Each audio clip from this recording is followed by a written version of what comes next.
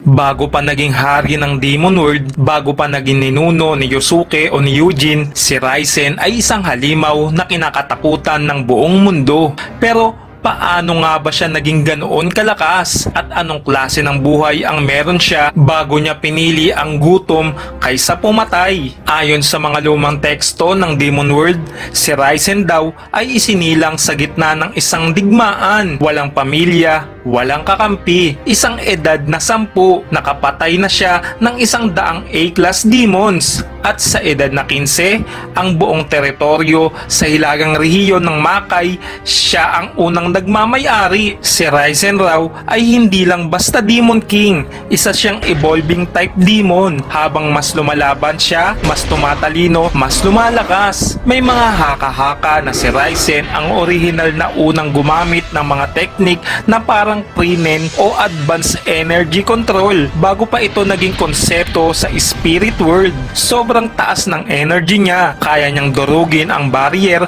ng human world kung gugustuhin niya. Isa raw siya sa mga unang demonyo na tinangkang isil ng spirit world, pero hindi nagtagumpay ang operasyon dahil namatay lahat ng sumubok sa kanya. Sa panahon ng kabataan niya, wala pang Mokoro o Yomi. Ang mga nakalaban niya hindi lang basta S-class, mga primal beasts na halos wala ng isip, puro instinct at brute strength. At si Raizen, isa-isang pinatahimik ang mga ito gamit lang ang kanyang kamao. Marahil kaya siya naging cannibal ay hindi dahil gusto niya, kundi dahil ang tao lang ang may sapat na purong energy na kaya niyang i-absorb ng buo. Pero may isang insidente na nagbago ng lahat, ang babaeng tao na minahal niya. Ayon sa alamat, unang beses siyang natalo, hindi sa laban, kundi sa puso.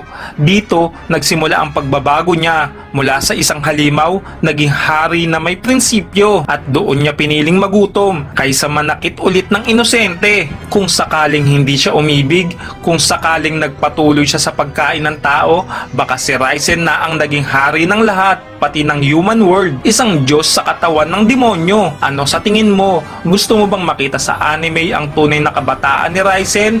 Comment down below. Mag-follow ka na dito sa Mr. Salaysay para sa mas marami pang fan theory, anime kwento at throwback na malupit.